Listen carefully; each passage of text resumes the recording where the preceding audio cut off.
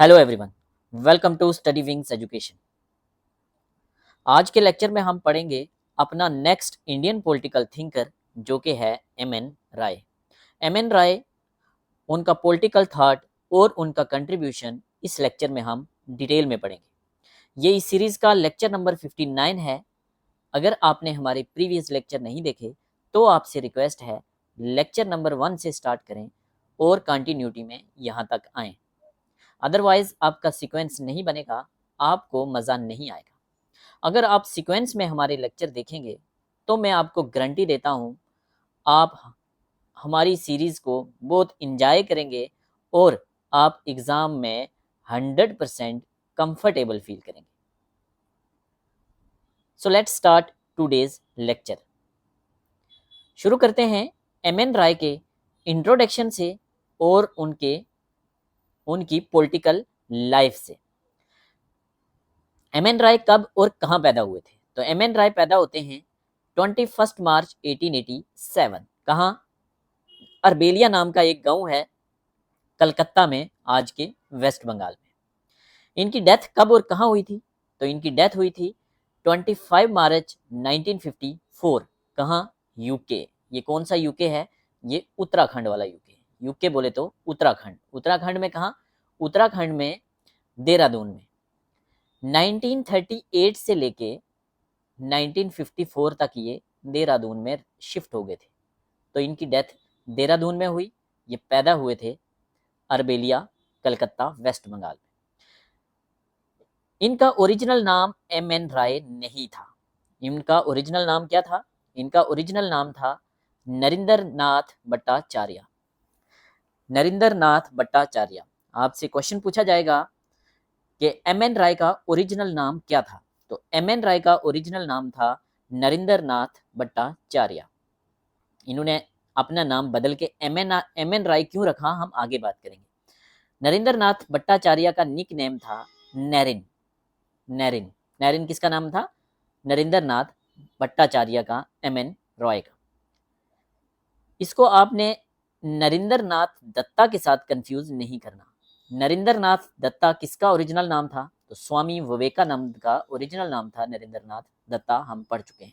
नरेंद्र नाथ Bhattacharya M.N.. Roy का original नाम था। इनके फादर का नाम था दीनाबंधु भट्टाचार्य, जो एक लोकल स्कूल में हेड पंडित की पोस्ट पे काम करते थे। इनकी मदर का नाम था बसंत कुमारी। इन्होंने अपनी अर्ली एजुकेशन तो अपने गांव अरबेलिया से ही शुरू की थी, बट आपके लिए इम्पॉर्टेंट क्या बनता है कि इन्होंने नेशनल कॉलेज से पढ़ाई करी थी। नेशनल कॉलेज किसके अंडर? श्री अरबिंदो घोष के अंडर। ये क्यों इम्पॉर्टेंट बन जाता है? आपसे क्वेश्चन पूछा जाएगा कि एम.एन. राय के ऊपर किसका इन्फ्लुएंस था? तो सबसे स्टार्टिंग में जो इनके ऊपर इन्फ्लुएंस पड़ा वो अरबिंदो घोष का पड़ा। अब यहाँ से आप कंसेप्चुअल क्वेश्चन इजिली निकाल लेंगे। कैसे? अरबिंदो घोष को हम डिटेल में पढ़ चुके हैं। लाल बाल पाल के साथ में ये एक एक्सट्रीमिस्ट हैं, एक रिवोल्यूशनरी लीडर हैं, गर्म दल के नेता हैं। तो इनकी आइडियोलॉजी आप पढ़ चुके हैं, तो वहां से आप मैच कर सकते हैं कि एम.एन. राय की जो स्टार्टिंग वाली आइडियोलॉजी होगी वो कैसी होगी। नेशनल कॉलेज से पढ़ाई करते हैं अरबिंदो के अंडर। बंगाल टेक्निकल इंस्टीट्यूट से इंजीनियरिंग और केमिस्ट्री की पढ़ाई करते हैं। उसके बाद क्वेश्चन पूछा जाएगा इनके ऊपर किस किस का इन्फ्लुएंस था। बंकिम चंद्र चटर्जी, यस। स्वामी विवेकानंद, जो कि नरेंद्र नाथ दत्ता हैं, और अरबिंदो घोष। तो आंसर होगा all of the above. Bankim Chandra Chatterjee का इन्फ्लुएंस था, स्वामी विवेकानंद का था, और अरबिंदो घोष का था। अब इनकी आप स्वामी विवेकानंद और अरबिंदो का थॉट हम ऑलरेडी पढ़ चुके हैं, तो आप आइडिया लगा सकते हैं कि इनका थॉट किस तरफ जाएगा। एक सीक्रेट ऑर्गेनाइजेशन ज्वाइन करते हैं जिसका नाम था अनुशीलन समिति और जुगांतर ग्रुप। जुगांतर ग्रुप और अनुशीलन समिति में डिटेल में आपको पढ़ा चुका हूं अरबिंदो घोष के लेक्चर में, तो यहां मैं दोबारा बात नहीं करूंगा। एक मिलिटेंट नेशनलिस्ट बनते हैं 14 ईयर की एज में, जब वो स्टूडेंट थे, और अपने आप को इन्वॉल्व करते हैं बहुत सारी वायलेंट एक्टिविटीज में, जैसे ट्रेन को लूटना, अंग्रेज ऑफिसरों के ऊपर अटैक करना, गोलियां चलाना, गोलियां चलवाना, 1908 में उन्होंने नरिंदर लाल बनर्जी पे गोली चलाई थी। नरिंदर लाल बनर्जी एक ऑफिसर थे, इनके ऊपर उन्होंने गोली चलाई थी। क्यों चलाई थी? क्योंकि ये वो ऑफिसर थे जिन्होंने खुड़ीराम बोस को अरेस्ट किया था। खुड़ीराम बोस कौन थे? एक रिवोल्यूशनरी लीडर थे, यंग लीडर थे। 17-18 की एज में इनको फांसी भी हो गई थी। क्यों फांसी हुई थी? इन्होंने किंग्सफोर्ट नाम का एक ब्रिटिश मैजिस्ट्रेट था, जिसके ऊपर इन्होंने अटैक किया था, उनकी जान लेने की कोशिश की थी। वो बच गए थे, बट उसके बदले में 2 और लेडीज की डेथ हो गई थी। तो इनके ऊपर ट्रायल चला था और इनको फांसी मिल गई थी। ठीक है। एरोबिन यहाँ ये क्यों बता रहा हूं मैं कि आप इनको कोरिलेट कर सकते हो कि एम एन राय किस किस टाइप की आइडियोलॉजी होगी एम एन राय की। तो स्टार्टिंग में आपको इतना तो समझ आ रहा होगा कि थोड़ी अग्रेसिव टाइप की आइडियोलॉजी है इनकी, एक्सट्रीमिस्ट नेता हैं, एक्सट्रीमिस्ट लीडर हैं, मिलिटेंट नेशनलिस्ट हैं। आगे जाके हम देखेंगे कि इनकी आइडियोलॉजी कैसे बदलती है। 3 फेसेस में इनकी आइडियोलॉजी हम देखेंगे बदलेगी। पहले एक अर्ली फेस होगा जो अभी आपको लग रहा है, मिडल में कुछ अलग हो जाएंगे और फाइनल में कुछ अलग होगा। अरबिंदो घोष, अच्छा ये हम ऑलरेडी पढ़ चुके हैं। अनुशीलन समिति और जुगांतर ग्रुप जो है, इनका आइडियोलॉजिकल फाउंडेशन की नींव किसने रखी थी? अरबिंदो घोष ने। ये हम अरबिंदो घोष में पढ़ चुके हैं। ठीक है। वो एक अल्ट्रा रेडिकल जुगांतर पार्टी जो अनुशीलन समिति का ही ऑफशूट है, पढ़ चुके हैं हम। अनुशीलन समिति एक सीक्रेट रिवोल्यूशनरी सोसाइटी है बंगाल की। 1902 में ये बनी थी। 2 से लेकर 1930 तक ये काम करती है, अंडरग्राउंड काम करती है, वायलेंस का काम करती है, बम्बिंग का, असैसिनेशन का, ब्रिटिश ऑफिसर्स को मरवाना, ब्रिटिश ऑफिसर्स के खिलाफ कॉन्स्पिरेसी रचना। तो ये हम डिटेल में पढ़ चुके हैं। आप मुझे कमेंट सेक्शन में बताएंगे अनुशीलन समिति और जुगांतर ग्रुप किसने बनाया था और डेट क्या है, एग्जाम में पूछा जाएगा। हम अरबिंदो घोष वाले लेक्चर में डिटेल में पढ़ चुके हैं। वर्ल्ड वार फर्स्ट का आपको पता है कब से कब चली थी? तो 1914 से लेके 1918 तक फर्स्ट वर्ल्ड वार चलती है। फर्स्ट वर्ल्ड वार के टाइम एम एन राय इंडिया छोड़ के विदेश चले जाते हैं। कहाँ जाते हैं? वो जाते हैं यूएसए। क्यों जाते हैं? मिलिटेंट नेशनलिस्ट हैं, उनको हथियार चाहिए, उनको आर्म्स चाहिए, उनको वेपन्स चाहिए, क्योंकि वो ब्रिटिश गवर्नमेंट को इंडिया से हटाना चाहते हैं। उनको लगता है फर्स्ट वर्ल्ड वार चल रहा है और ये एक अच्छा मौका है, अच्छे अच्छे हथियार लेके आऊँगा और इनको ज़रा सबक सिखाऊंगा। तो 1950 में निकल पड़ते हैं, 1915 में निकल पड़ते हैं यूएसए के लिए। कौन से रास्ते से जाते हैं? जावा से होके जाते हैं। जावा कहाँ है? इंडोनेशिया में। इंडोनेशिया, फिलीपींस, जापान, कोरिया से होते हुए सैन फ्रांसिस्को पहुंचते हैं। सैन फ्रांसिस्को कहाँ है? यूएसए में। ठीक है। इनको चाहिए हथियार, हथियार के लिए ये पहुंच गए यूएसए। क्यों? क्योंकि ये चाहते थे कि ब्रिटिश गवर्नमेंट को अगर हमने ओवरथ्रो करना है तो वो हम वायलेंट मेथड से ही कर सकते हैं, इसलिए हमें चाहिए हथियार। 1916 में उनको अपना नाम बदलना पड़ता है। उनको अपना नाम बदलना पड़ता है। एम एन राय का ओरिजिनल नाम क्या पढ़ा हमने? एम एन राय का ओरिजिनल नाम था नरेंद्र नाथ भट्टाचार्य। नरेंद्र नाथ भट्टाचार्य एक अग्रेसिव मिलिटेंट नेशनलिस्ट हैं। फॉरेन में जाते हैं, यूएसए में पहुंचते हैं। वहां इनके पीछे वहां की एजेंसीज इनको सर्च कर रही होती हैं। एजेंसीज को न्यूज़ मिलती है कि एक स्पाई है, एक जासूस है जो यूएसए में घुस आया है, जिसका नाम है नरेंद्र नाथ भट्टाचार्य। एक लोकल न्यूज़पेपर में ये न्यूज़ पब्लिश होती है। वो न्यूज़ इन तक पहुंचती है और ये अपना नाम बदल देते हैं। क्या रखते हैं अपना नाम? ये अपना नाम रखते हैं एम एन राय, मनबिंदर नाथ राय। मनबिंदर नाथ राय। तो ओरिजिनल नाम भी देख लिया आपने। ओरिजिनल नाम क्या था? नरेंद्र नाथ भट्टाचार्य। नरेंद्र नाथ भट्टाचार्य। ठीक है। और नाम कब बदलते हैं ये? 1916 में। कहा? जब ये यूएसए में थे। ठीक है, जब ये यूएसए में थे। नरेंद्र नाथ भट्टाचार्य अपना नाम बदल के रखते हैं Manabendra Nath Roy, means M N Roy. क्यों करते हैं? ब्रिटिश इंटेलिजेंस से बचने के लिए, अरेस्ट से बचने के लिए, ताकि वो उनको हथियार मिले, उनको आर्म्स मिले और वापस जाके वो अपनी रिवोल्यूशनरी एक्टिविटीज कर पाए। This name change was a crucial step in his journey to becoming a prominent figure in the international communist movement. देखो कहाँ इनकी जिंदगी एक मोड़ ले रही है। गए थे हथियार लेने, आर्म्स लेने, अम्युनिशन लेने, वहां जाके इनको नाम बदलना पड़ रहा है। और क्या लिखा है कि इनका नाम चेंज करना इनके लिए एक इम्पॉर्टेंट स्टेप था, जिसकी वजह से ये एक इंटरनेशनल प्रोमिनेंट फिगर बनते हैं इंटरनेशनल कम्युनिस्ट मूवमेंट की। ये इंटरनेशनल कम्युनिस्ट मूवमेंट क्या है? रशियन रेवोल्यूशन का टाइम था। इंटरनेशनल लेवल पे कम्युनिस्ट मूवमेंट चल रही थी, जो मार्क्स की फिलॉसफी पे आगे बढ़ रही थी, और हर कंट्री में वो चाहते थे कम्युनिज्म लाना, सोशलिज्म लाना। ठीक है, तो इंटरनेशनल कम्युनिस्ट मूवमेंट के लिए ये एक प्रोमिनेंट फिगर बनते हैं। कैसे? वहां मिलते हैं ये लाला लाजपत राय से। लाला लाजपत राय कौन है? लाल बाल पाल में से एक।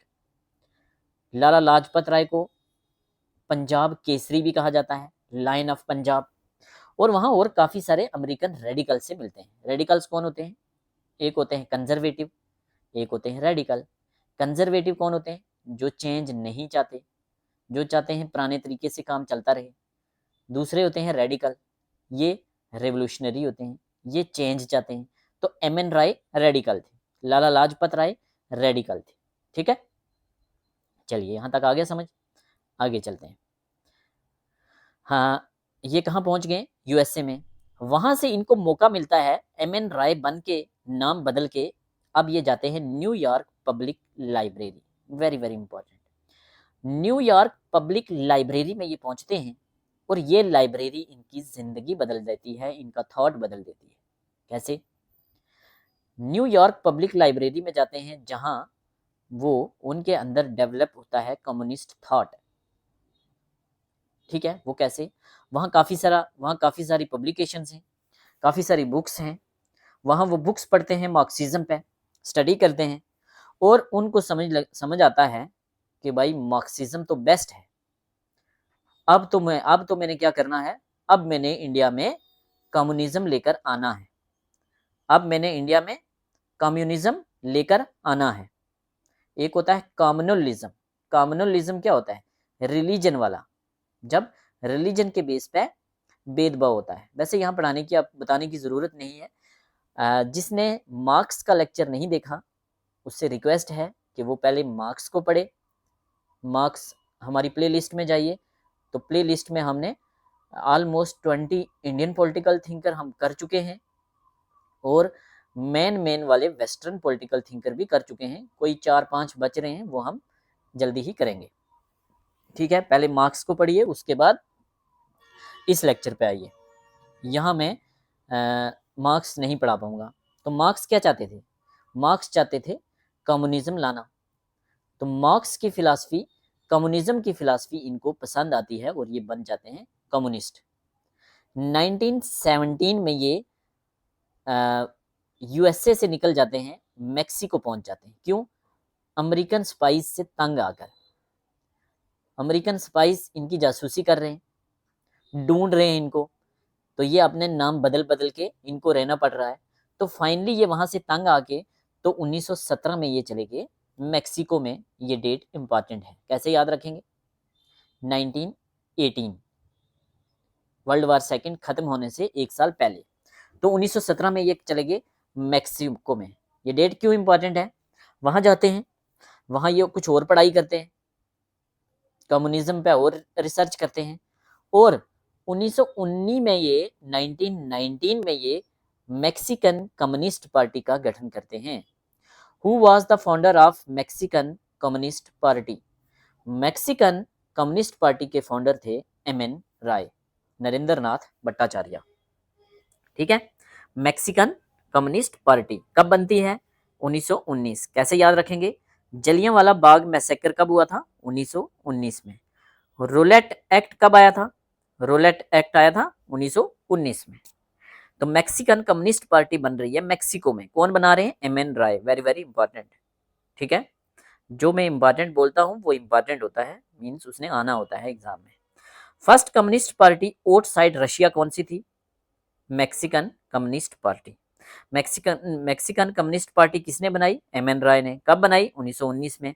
कहाँ से इंस्पायर हो गए? रशियन रेवोल्यूशन से इंस्पायर हो गए। Roy developed friendship with Mikhail Borodin. Mikhail Borodin के साथ इनकी दोस्ती हो जाती है। किसके साथ दोस्ती होती है? मिकेल बोर्डिन के साथ। मिकेल बोर्डिन कौन है? ये एक कम्युनिस्ट हैं। ये कम्युनिस्ट इंटरनेशनल के एक रिप्रेजेंटेटिव हैं। कम्युनिस्ट इंटरनेशनल के एक रिप्रेजेंटेटिव हैं मिकेल बोर्डिन। मिकेल बोर्डिन के साथ एम.एन. रॉय की अच्छी दोस्ती हो जाती है और अब रॉय बन जाते हैं full fledge communist. Full fledged communist कब बनते हैं? 1990 में ये फुल फ्लेज कम्युनिस्ट बन जाते हैं, जब बोर्डिन के साथ इनकी अच्छी दोस्ती हो जाती है। ठीक है, ये कम्युनिस्ट इंटरनेशनल क्या है?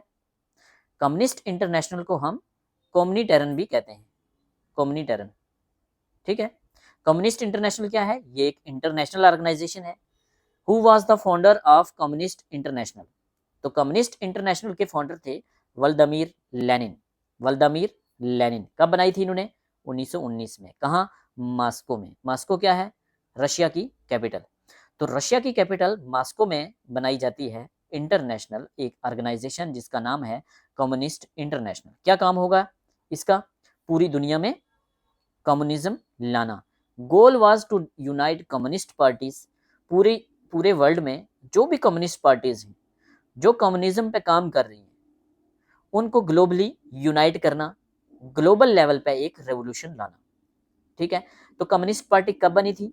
1919 में। सॉरी, कम्युनिस्ट पार्टी नहीं, कम्युनिस्ट इंटरनेशनल। कम्युनिस्ट इंटरनेशनल कब बना? 1919 में। किसने बनाया? लेनिन ने। कब ये डिसॉल्व हुआ? 1943 में। 1942 में क्या हुआ था इंडिया में? Quit India movement. तो उसके एक साल बाद कम्युनिस्ट इंटरनेशनल डिसॉल्व हो जाती है। कौन करता है? Stalin, Joseph Stalin. ठीक है, कम्युनिस्ट इंटरनेशनल की बागडोर लेनिन के बाद कौन संभालेगा? स्टालिन। लेनिन के साथ एम.एन. राय के अच्छे तल्लुकात बन जाएंगे। किसकी वजह से? मिकेल बोर्डिन की वजह से लेनिन के साथ इसकी दोस्ती हो जाएगी। इसको कम्युनिस्ट इंटरनेशनल में रिप्रेजेंटेटिव की पोस्ट भी मिलेगी, बट बाद में हम देखेंगे स्टालिन इनको निकाल देगा, एम.एन. राय को निकाल देगा, आगे हम देखेंगे। तो first communist party outside Russia कौन सी थी? Mexican communist party. किसने बनाई? राय ने। दोस्ती किससे होती है? मिकेल बोर्डिन से। मिकेल बोर्डिन कौन है? कम्युनिस्ट इंटरनेशनल के एक रिप्रेजेंटेटिव। कम्युनिस्ट इंटरनेशनल क्या है? एक इंटरनेशनल लेवल पे एक ऑर्गेनाइजेशन है जो क्या करती है? कम्युनिस्ट पार्टीज को यूनाइट करती है, एक वर्ल्ड लेवल पे रेवोल्यूशन लाना चाहती है। Who was the founder of communist international? Lenin. कब? 1919। कहाँ? मॉस्को में। इतना पता चल गया। कब से कब चलेगी ये? 1919 से 1943 तक। राय एक बहुत फेमस पर्सनालिटी बन जाते हैं जब इनकी दोस्ती होती है मिकेल बोर्डिन से। मिकेल बोर्डिन इनको इंटरनेशनल कम्युनिस्ट के साथ कांटेक्ट करवाते हैं, इनको मॉस्को लेके जाते हैं, रशिया की कैपिटल, और वहां होती है second conference on communist international. Communist international कब बनी? 1919 में बनी। तो फर्स्ट कॉन्फ्रेंस कब हुई होगी? 1919 में हुई होगी। तो सेकेंड कॉन्फ्रेंस कब हुई? 1920 में। इंडिया में क्या हो रहा था 1920 में? नॉन कॉपरेशन की मूवमेंट चला रहे थे गांधी। 1920 से 1922 याद करना जरा, गांधी को याद करो, मॉडर्न हिस्ट्री को याद करो। तो ऐसी चीजों को कोरिलेट करके पढ़ना होता है। सेकेंड कॉन्फ्रेंस हो रही है कम्युनिस्ट इंटरनेशनल की 1920 में। इस पर जोर क्यों दे रहा हूं, ये इंपॉर्टेंट है। पूछा जाता है कि राय ने कम्युनिस्ट इंटरनेशनल की कौन सी कॉन्फ्रेंस में और कब पार्टिसिपेट किया? तो राय को मौका मिलता है इस कॉन्फ्रेंस में पार्टिसिपेट करने का। सेकेंड कॉन्फ्रेंस थी, कम्युनिस्ट इंटरनेशनल की कॉन्फ्रेंस थी, 1920 में हुई थी। रूस की कैपिटल, रशिया की कैपिटल मॉस्को में हुई थी। वहां क्या होता है? वहां लेनिन अपना लेक्चर देते हैं। सेकेंड कॉन्फ्रेंस में लेनिन अपना लेक्चर देते हैं कम्युनिज्म के ऊपर लेक्चर देते हैं लेनिन। उसके बाद लेक्चर खत्म होने के बाद वो कहते हैं कि अब आप इस पर डिस्कस कर सकते हैं, आप क्वेश्चन पूछ सकते हैं, डिबेट कर सकते हैं, डिस्कशन कर सकते हैं। किसी का कोई क्वेश्चन है, जब कभी भी आपने देखा होगा स्कूल में कोई प्रेजेंटेशन देता है तो उसके बाद पूछा जाता है भाई किसी का कोई क्वेश्चन है तो हाथ खड़ा करो, क्वेश्चन पूछ सकते हो। तो राय अपना हाथ खड़ा करते हैं, कहते हैं मैंने क्वेश्चन पूछना है। राय कहते हैं लेनिन को कि सर आपकी इस थ्योरी से मैं बिल्कुल सहमत नहीं हूं, आपकी इस थ्योरी से मैं बिल्कुल सहमत नहीं हूं। तो इनकी वहां थोड़ी डिस्कशन चलती है, और जो वो डिस्कशन चलती है उस डिस्कशन को हम जानते हैं राय लेनिन डिबेट के नाम से। Roy Lenin debate on communism and revolution in colonies. Colonies कौन है? जो ब्रिटिश गवर्नमेंट है, जो ब्रिटेन है उसने काफ़ी सारी कंट्रीज में अपनी कॉलोनीज बनाई हुई हैं। जैसे इंडिया में भी ब्रिटिश की कॉलोनी थी, इंडिया एक ब्रिटेन की कॉलोनी थी। तो राय और लेनिन की एक डिबेट होती है, राय लेनिन डिबेट इसको कहते हैं। Roy Lenin debate on communism and revolution in colonies 1920। ये डिबेट कब होती है? 1920 में होती है। किसके ऊपर होती है? कि जो कॉलोनीज हैं, जो ब्रिटिश की कॉलोनीज हैं, उनमें रिवोल्यूशन कैसे लाया जाए, उनमें कम्युनिज्म कैसे लाया जाए। लेनिन का पॉइंट ऑफ व्यू अलग है। लेनिन जैसे रेवोल्यूशन लाना चाहते हैं कॉलोनीज में, राय एमएन राय उसको ऑब्जेक्ट करते हैं कि सर नहीं, ऐसे कम्युनिज्म कॉलोनीज में नहीं लाया जा सकता। तो ये पूरी जो डिबेट है राय और लेनिन की, ये बहुत इंपॉर्टेंट है। अभी हम आगे जाके इसको डिटेल में पढ़ेंगे कि राय ने क्या बोला और लेनिन ने क्या बोला, इससे क्वेश्चन पूछे जाते हैं। राय लेनिन डिबेट बहुत इंपॉर्टेंट है, ठीक है। राय लेनिन डिबेट हम आगे पढ़ते हैं, पहले इसको थोड़ा सा आगे कंटिन्यू करते हैं। 17 अक्टूबर 1920 को ताशकंद में एक मीटिंग होती है। ताशकंद कहाँ है? आज के उज्बेकिस्तान में। तो वहाँ एक पार्टी बनती है, communist party of India. Communist party of India, communist party of India का क्या काम होगा? इंडिया में कम्युनिज्म लाना। बट ये ताशकंद में बनती है, उज्बेकिस्तान में है ताशकंद, ठीक है। किसने बनाई? राय। क्यों इंपॉर्टेंट है? एग्जाम में पूछा जाता है। क्या पूछा जाता है? कम्युनिस्ट पार्टी ऑफ इंडिया कब बनी? कम्युनिस्ट पार्टी ऑफ इंडिया दो होंगी जो आपके एग्जाम में पूछी जाएंगी। एक communist party of India Tashkent, communist party of India Tashkent. तो communist party of India Tashkent वाली बनती है 1920 में। CPI Tashkent 1920 by M N Roy, और एमएन राय के साथ और भी काफी सारे लोग होते हैं, मेन पर्सनालिटी एमएन राय है। दूसरी है जो कम्युनिस्ट पार्टी ऑफ इंडिया, जो इंडिया की कम्युनिस्ट पार्टी है सीपीआई, वो 1925 में बनती है, और वो भी एमएन राय बनाते हैं।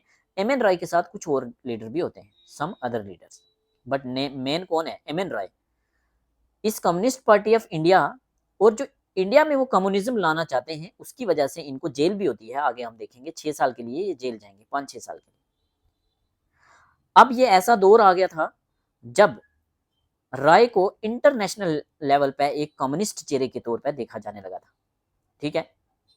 राय को इंटरनेशनल लेवल पे एक कम्युनिस्ट चेहरे के तौर पे देखा जाने लगा था। जैसे एक टाइम में मार्क्स था, मार्क्स को तो जीते जी इज्जत नहीं मिली थी, उसको दर बदर की ठोकरें खानी पड़ी थी। बट मरने के बाद उनकी फैन फॉलोइंग बहुत ज़्यादा बढ़ गई थी। बट यहाँ एमएन राय को इंटरनेशनल लेवल पे जाना जाने लगा, एक इंटरनेशनल चेहरा बन गए एमएन राय 1920 के आसपास। 1919 में कम्युनिस्ट पार्टी बनाते हैं, मैक्सिकन कम्युनिस्ट पार्टी। 1920 में सेकंड कॉन्फ्रेंस में पार्टिसिपेट करते हैं। 1920 में ही ये चले जाते हैं ताशकंद, एक मीटिंग होती है, वहाँ ये कम्युनिस्ट पार्टी ऑफ इंडिया बनाते हैं, और 1925 में ये कम्युनिस्ट पार्टी ऑफ इंडिया बनाते हैं, ठीक है। अब ये मत सोचना कि इंडिया में वो आगे थे परमानेंटली, अभी इंडिया में नहीं आए, ठीक है, क्योंकि उनके फॉलो करने वाले होंगे, इंटरनेशनल लेवल पे कनेक्टेड थे, ठीक है। 1926 में जो कम्युनिस्ट इंटरनेशनल की ऑफिशियल बॉडी है, उसमें उनको एक मेंबर की पोस्ट मिलती है।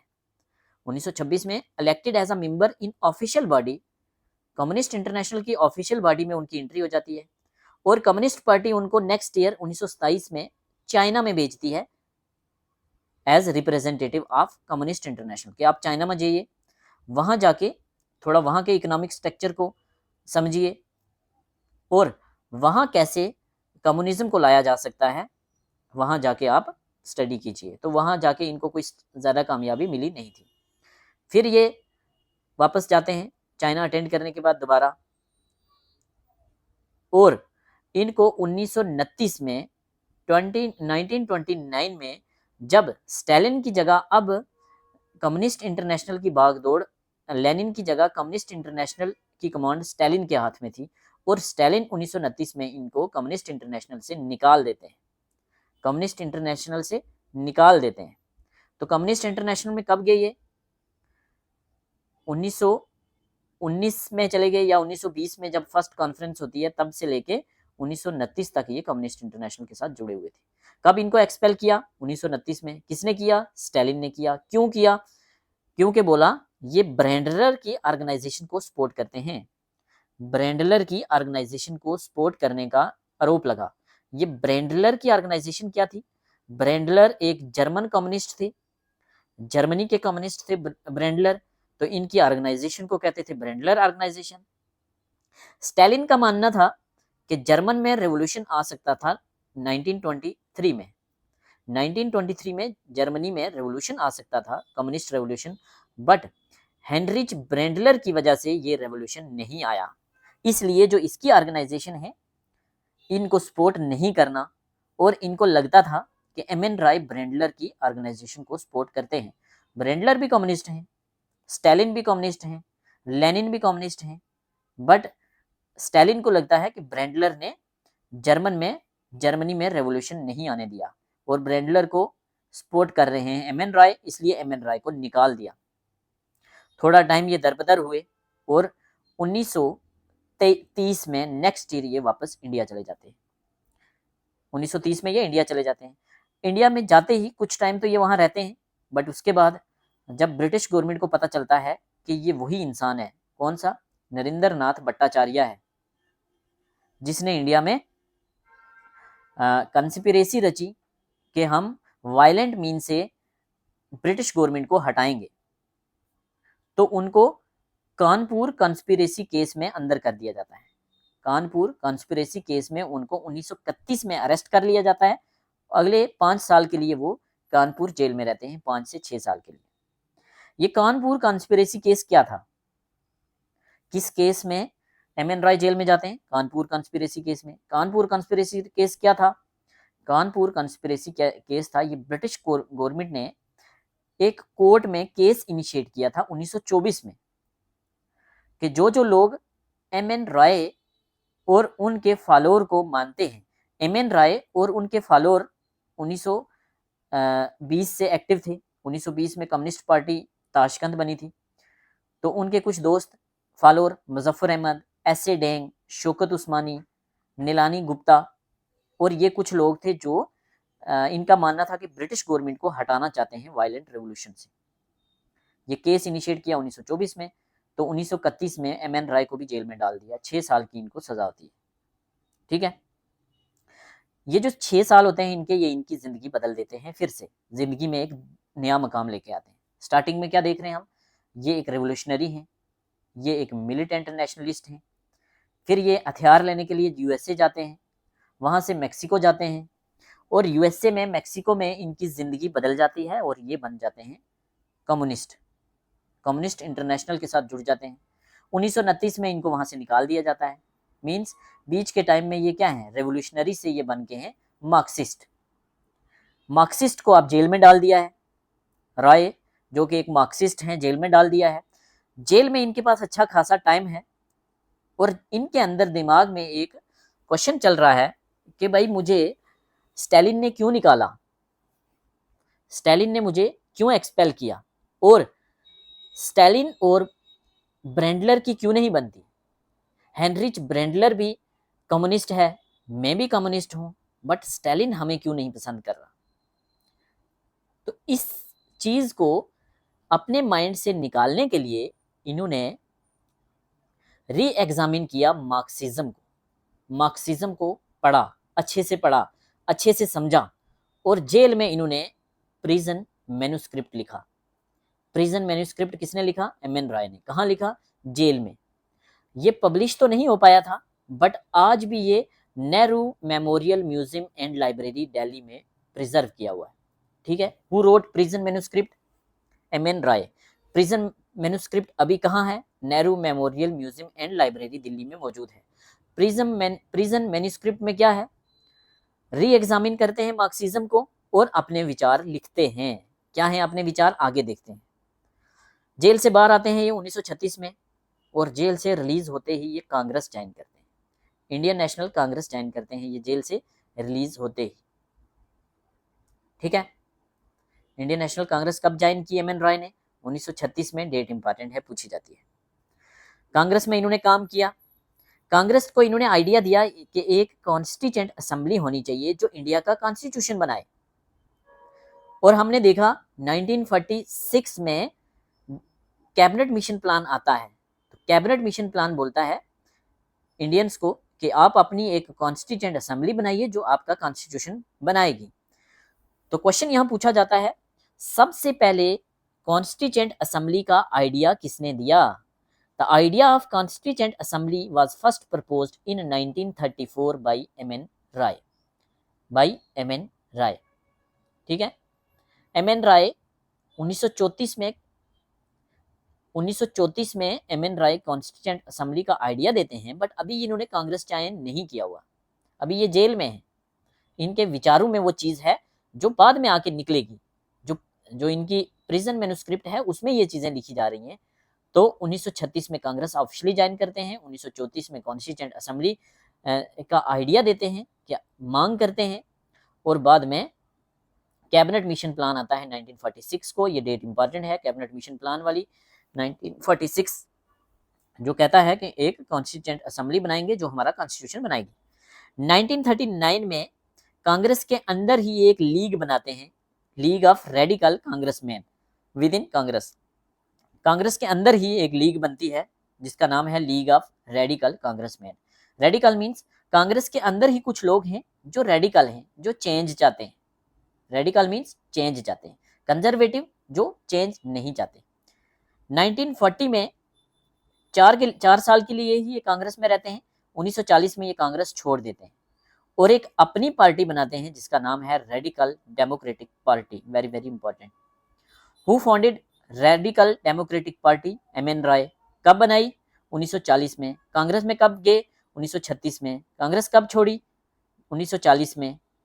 ठीक है, पार्टी कब बनाई? 1940 में। कांग्रेस के अंदर ही लीग ऑफ रेडिकल कांग्रेसमैन कब बनाई? 1939 में। किसने? एम एन रॉय ने। उसके बाद 1940s में ये न्यू ह्यूमनिज्म का बीज बोते हैं। न्यू ह्यूमनिज्म क्या है? 1947 में इनकी एक पब्लिकेशन आती है जिसका नाम है new humanism and manifesto. Written में पब्लिश्ड होता है ये 1947 में, बट 1940 में ही इन्होंने इसकी बात कर ली थी। फलान शायद जेल में ही हो गया होगा। तो न्यू ह्यूमनिज्म को हम आगे डिटेल में पढ़ेंगे। New humanism a manifesto written by M N Roy. कब? 1947। कोई नए ह्यूमनिज्म की बात कर रहे हैं। नया ह्यूमनिज्म क्या हुआ? नई इंसानियत। नई इंसानियत कैसी होती है आगे हम बात करेंगे। 1952 में ये पब्लिश करते हैं रीजन, रोमांटिसिज्म और रेवोल्यूशन। रीजन, रोमांटिसिज्म और रेवोल्यूशन, जहां ये अपने न्यू ह्यूमनिज्म के आइडियाज को और रिफाइन करते हैं। ठीक है, ये चीजें आगे फिर से आएंगी, हम डिटेल में पढ़ेंगे। अभी आपको इनका थोड़ा पॉलिटिकल लाइफ, हल्का हल्का चीजें आपको पता चल गई। क्या पता चल गई?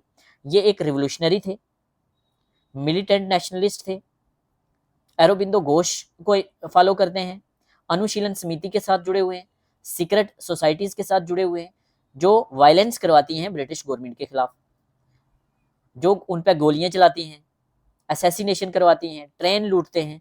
ऐसा ग्रुप है जिसके साथ ये काम कर रहे हैं। फिर ये चले जाते हैं यूएसए। इनको हथियार चाहिए, इनको आर्म्स चाहिए, बट वहां ये नाम बदल के रहते हैं और वहां ये कम्युनिस्ट बन जाते हैं। कम्युनिस्ट इंटरनेशनल के साथ मिलते हैं, मैक्सिकन कम्युनिस्ट पार्टी बनाते हैं, CPI Tashkent, CPI India, means ये मार्क्सिस्ट बन जाते हैं सेकंड फेज में। फिर इनको कम्युनिस्ट इंटरनेशनल से निकाल दिया जाता है, इंडिया में आते हैं, इंडिया में जेल हो जाती है। जेल में ये री एग्जामिन करते हैं मार्क्सिज्म को और इनकी आइडियोलॉजी फिर से बदल जाती है। जो इनकी नई आइडियोलॉजी है वो है क्या? न्यू ह्यूमनिज्म की आइडियोलॉजी, जो हम आगे डिटेल में पढ़ेंगे। इनके पॉलिटिकल थॉट को डिटेल में देखते हैं। Political thought, his political thought in rich leftist discourse.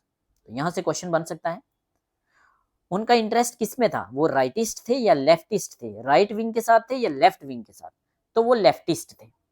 Right left मैं आपको पढ़ा चुका हूं, क्या है राइट लेफ्ट। फ्रेंच रेवोल्यूशन हुआ था जहां बात होती थी लिबर्टी की, इक्वलिटी की, फ्रेटर्निटी की, ठीक है। फ्रेंच रेवोल्यूशन में एक मीटिंग बुलाते हैं, असेंबली की एक मीटिंग होती है जहां बोला जाता है कि जो चेंज को सपोर्ट करते हैं, मोनार्की को हटाया गया था, जो चेंज को सपोर्ट करते हैं, जो मोनार्की को नहीं सपोर्ट करते, जो लिबर्टी, इक्वलिटी, फ्रेटर्निटी को सपोर्ट करते हैं, वो लेफ्ट साइड बैठिए, और जो मोनार्की को सपोर्ट करते हैं, जो चेंज को नहीं सपोर्ट करते, वो राइट साइड बैठिए। तो यहां से राइट और लेफ्ट विंग का कंसेप्ट आया था, ठीक है। तो ये क्या है, ये लेफ्टिस्ट है, ये चेंज चाहते हैं, अरबिंदो को ये फॉलो कर रहे हैं। अरबिंदो क्या थे, आप मुझे कमेंट सेक्शन में बताएंगे, ठीक है। जेपी क्या थे, हम डिटेल में पढ़ चुके हैं।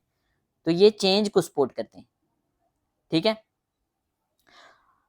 और इनकी जो पॉलिटिक्स है वो ग्रास रूट पॉलिटिक्स की बात करते हैं, डेमोक्रेटिक डिसेंट्रलाइजेशन की बात करते हैं। डेमोक्रेटिक डिसेंट्रलाइजेशन क्या है, पंचायती राज, मींस जहां डायरेक्ट लोग पार्टिसिपेट करें डेमोक्रेसी में, ठीक है। पार्टी लेस गवर्नमेंट की बात करते हैं, पार्टी लेस गवर्नमेंट की बात जेपी भी करते थे, ये भी करते थे। अगर ऑप्शन में जेपी आए तो फर्स्ट हम जेपी जयप्रकाश नारायण को टिक करेंगे, अगर जेपी नहीं है तो फिर हम एम एन राय को टिक कर सकते हैं। तो ये भी बात करते हैं पार्टी लेस गवर्नमेंट की। तो क्या है, लेफ्टिस्ट हैं, ग्रास रूट पॉलिटिक्स की बात करते हैं, डेमोक्रेटिक डिसेंट्रलाइजेशन की बात करते हैं। एम एन राय की लेगेसी बड़ी कम्प्लेक्स सी है, इनकी पर्सनैलिटी बड़ी कम्प्लेक्स है। स्टार्टिंग में ये रेवोल्यूशनरी थे, रेवोल्यूशनरी एक्टिविटीज में लगे थे, हम पढ़ चुके हैं। उसके बाद ये कम्युनिस्ट बन गए और इंटरनेशनल कम्युनिस्ट मूवमेंट में इन्होंने पार्टिसिपेट किया, अलग अलग कंट्रीज में गए, चाइना में गए, हमने देखा, जर्मनी में भी जाते हैं ये, जर्मनी में जाते हैं, यूएसए में जाते हैं, मेक्सिको में जाते हैं, रशिया में जाते हैं, चाइना में जाते हैं। क्वेश्चन पूछा जाता है कि कौन सी कंट्री में ये नहीं गए, तो इटली ऑप्शन में आएगा, तो इटली में नहीं गए, ठीक है, ऐसा क्वेश्चन कहीं आया है। तो ये बन जाते हैं कम्युनिस्ट। उसके बाद जेल जाते हैं, कम्युनिज्म को फिर से पढ़ते हैं और रज के क्रिटिसाइज करते हैं, मार्क्स को रज के क्रिटिसाइज करते हैं, और अब ये कंसेप्ट लेके आते हैं न्यू ह्यूमनिज्म का, ह्यूमनिस्टिक फिलॉसफी का। इनकी न्यू ह्यूमनिज्म या इनकी ह्यूमनिस्टिक फिलॉसफी आज भी आज के थिंकर्स को भी इन्फ्लुएंस करती है। हम डिटेल में आगे देखेंगे ये सारी चीजें। पॉलिटिकल थॉट जो इनका था वो 3 फेसेस से गुजरा है, जो हमने बात की है, थोड़ा और डिटेल में देखें, आगे फिर से देखेंगे। फर्स्ट फेस जो था इनका वो मिलिटेंट नेशनलिस्ट था, यस। रिवोल्यूशनरी था, यस। वायलेंट एक्टिविटीज में इन्वॉल्व थे, हाँ। रिवोल्यूशनरी एक्टिविटीज, टीन एजर, जब ये 14 साल के थे तभी ज्वाइन कर ली थी इन्होंने। अनुशीलन समिति और जुगांतर पार्टी के साथ ये जुड़ गए थे, ठीक है। आर्म एक्शंस में ये इन्वॉल्व हुए, ब्रिटिश ऑफिसर्स के ऊपर गोलियां चलाना, नंदलाल बनर्जी के ऊपर इन्होंने गोली चलाई 1908 में, जिसने खुड़ीराम बोस को अरेस्ट किया था। खुड़ीराम बोस ने किस पे गोली चलाई थी, एक ब्रिटिश मैजिस्ट्रेट पे, किंग्सफोर्ड पे, और इनको फांसी भी हो गई थी लगभग 17-18 साल की एज में, ठीक है। तो फर्स्ट फेज में क्या देख रहे हैं हम, अर्ली फेज में ये एक रिवोल्यूशनरी हैं, मिलिटेंट नेशनलिस्ट हैं, अग्रेसिव हैं, वायलेंट हैं, सीक्रेट एक्टिविटीज में इन्वॉल्व हैं, ब्रिटिश गवर्नमेंट को हटाना चाहते हैं वायलेंट मीन से। उसके बाद क्या होता है, इनका सेकंड फेज आता है जहां ये कम्युनिस्ट बनते हैं, इंटरनेशनल कम्युनिज्म के साथ जुड़ जाते हैं, यूएसए जाते हैं, मेक्सिको जाते हैं, कम्युनिस्ट बनते हैं और वहां बनाते हैं Mexican communist party 1919, very very important, revise भी हो रहा है, ठीक है। ही मेट लेनिन से मिलते हैं मॉस्को में और एक प्रोमिनेंट फिगर बन जाते हैं कम्युनिस्ट इंटरनेशनल की। यहां लेनिन और राय का डिबेट इंपॉर्टेंट है, जो हम आगे पढ़ने वाले हैं अभी, ठीक है। उसके बाद इनका फाइनल फेस आता है जब ये रेडिकल ह्यूमनिज्म को लाते हैं, जब ये रेडिकल ह्यूमनिस्ट बनते हैं। रेडिकल ह्यूमनिस्ट क्या है, new humanism, radical humanism, scientific humanism, ये सेम है, डिटेल में पढ़ेंगे हम। रेडिकल मीन्स चेंज, ठीक है। रेडिकल ह्यूमनिस्ट बनते हैं, 1930 में इंडिया में आते हैं, इनको जेल हो जाती है, वहां ये री एग्जामिन करते हैं मार्क्सिज्म को और क्रिटिसाइज करते हैं मार्क्सिज्म को, और जो ऑर्थोडॉक्स कम्युनिज्म था, जो कट्टर वाला कम्युनिज्म था जिसके साथ ये जुड़े हुए थे, उससे ये अलग हो जाते हैं। साइंटिफिक ह्यूमनिज्म लेके आते हैं, न्यू ह्यूमनिज्म लेके आते हैं, रेडिकल ह्यूमनिज्म लेके आते हैं 1940 में, बट ऑफिशियली ये डॉक्यूमेंट 1947 में पब्लिश होता है। ठीक है, ये क्या फिलॉसफी है? ये फिलॉसफी सोशलिज्म को और लिबरलिज्म को कंबाइन करती है और इंडिविजुअल पे फोकस करती है। मतलब सोशलिज्म लिबरलिज्म को कंबाइन करके इंडिविजुअल फ्रीडम की बात करती है, इंडिविजुअल के रीजन की बात करती है, इंडिविजुअल के फ्रीडम की बात करती है। हम आगे पढ़ेंगे, आपको अच्छे से समझ आ जाएगा। न्यू ह्यूमनिज्म या रेडिकल ह्यूमनिज्म की फिलॉसफी जो है वो 3 इंपॉर्टेंट चीजों पे फोकस करती है। पहला रीजन, रीजन एंड रैशनैलिटी। आपके अंदर रीजन आएगा, आप लॉजिकली सोचोगे, आप साइंटिफिकली सोचोगे, तो आपके अंदर जो कमियां होंगी उन कमियों में चेंज लाओगे। Reason and rationality. He believed that reason is foundation for individual freedom and ethical behaviour. एक व्यक्ति की फ्रीडम और व्यक्ति के बिहेवियर के लिए रीजन एक फाउंडेशन का काम करता है, एक नींव का काम करता है। ठीक है, आपका रीजन और आपके घर में जो ग्रैंड पेरेंट्स हैं उनके रीजन में फर्क है। लेट अस सपोज आपने पीएचडी करी हुई है, आपके ग्रैंड पेरेंट्स टोटली अनपढ़ हैं, तो आपके ग्रैंड पेरेंट्स थोड़े कंजर्वेटिव होंगे, थोड़े थोड़े ऑर्थोडॉक्स होंगे अपने रिलीजन को लेके, अपने रीति रिवाज को लेके, बट आप अपने रीजन का इस्तेमाल करके लॉजिकली सोचोगे, साइंटिफिकली सोचोगे। ठीक है, तो रीजन से रैशनैलिटी आएगी। रीजन जो है वो फाउंडेशन है इंडिविजुअल फ्रीडम का और एथिकल बिहेवियर का। इंडिविजुअल फ्रीडम की बात करते हैं।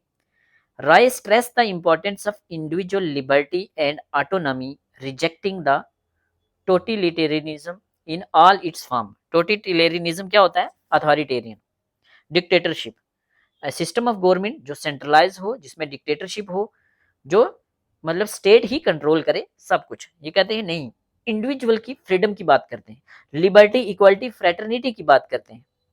ठीक है, रीजन होगा तभी आप इंडिविजुअल फ्रीडम ले पाओगे। और बात करते हैं सेकुलर एथिक्स की, मोरालिटी की।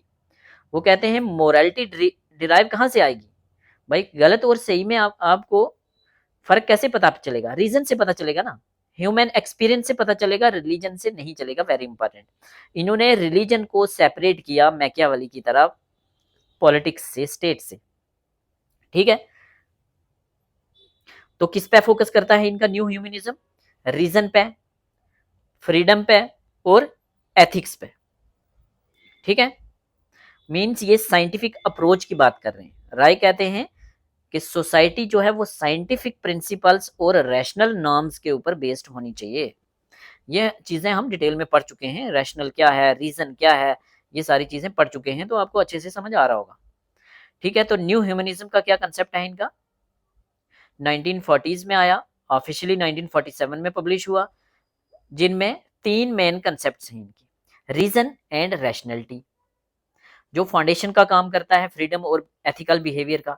आपके अंदर रीजन होगा तो आप इंडिविजुअल फ्रीडम की बात करोगे, लिबर्टी की बात करोगे, इक्वालिटी की बात करोगे, और सेकुलर एथिक्स की बात करोगे। सेकुलर एथिक्स, मोरालिटी की बात करोगे, रिलीजन को दूर करोगे। हिंदू रिलीजन क्या कहता है, मुस्लिम रिलीजन क्या कहता है, ये सेकुलर नहीं है। हमें सेकुलर एथिक्स की बात करनी है। मोरालिटी क्या होता है? Difference between what is right and what is wrong, but क्या गलत है और क्या सही है, on the basis of reason हमें लेके जा रहे हैं लिबर्टी की तरफ, फ्रीडम की तरफ, इक्वालिटी की तरफ। तो ये है इनका ह्यूमनिज्म का कंसेप्ट।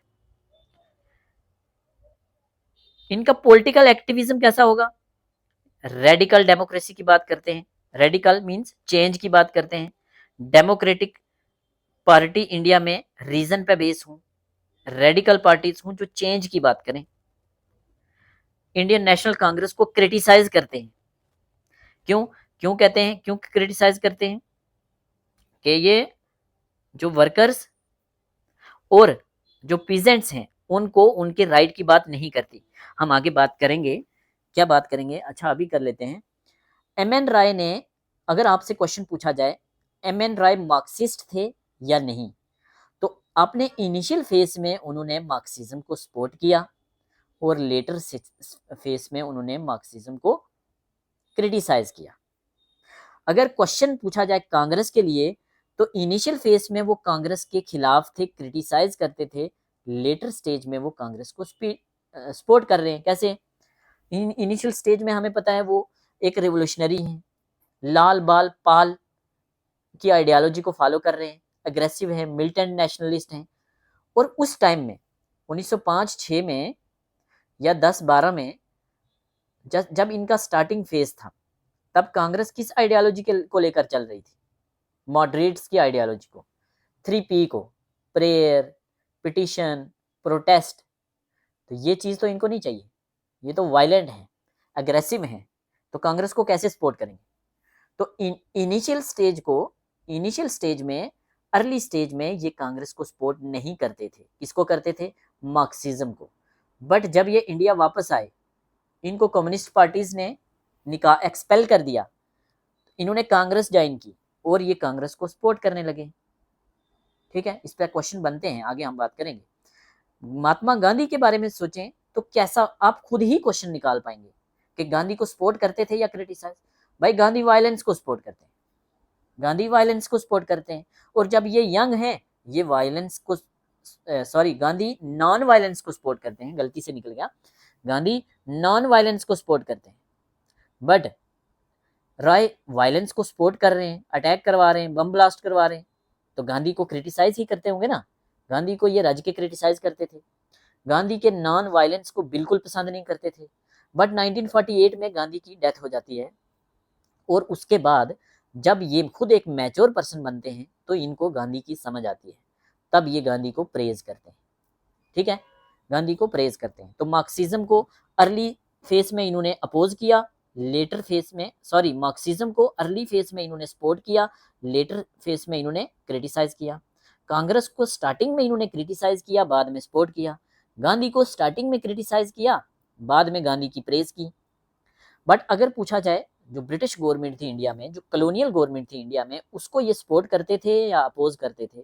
तो चाहे इनका अर्ली फेज हो, चाहे मिड फेज हो या लास्ट वाला फेज हो, कांग्रेस को कॉलोनियल गवर्नमेंट को इन्होंने क्रिटिसाइज किया है। इनका एक ही एम था, कैसे ब्रिटिश गवर्नमेंट को यहाँ से उखाड़ के फेंका जाए। ठीक है, तो अब हम आते हैं राय और लेनिन के डिबेट को देखते हैं। इनके डिबेट से क्या पूछा जा सकता है और क्या था इनका डिबेट। राय लेनिन का डिबेट कब का था? 1919 का था। 1919 नहीं, आप इसको 1920 समझ सकते हैं, ये 1920 का था। 1920 में जब सेकेंड कॉन्फ्रेंस होती है कम्युनिस्ट इंटरनेशनल की मॉस्को में, कम्युनिस्ट इंटरनेशनल की मॉस्को में जब सेकेंड कॉन्फ्रेंस होती है, ठीक है,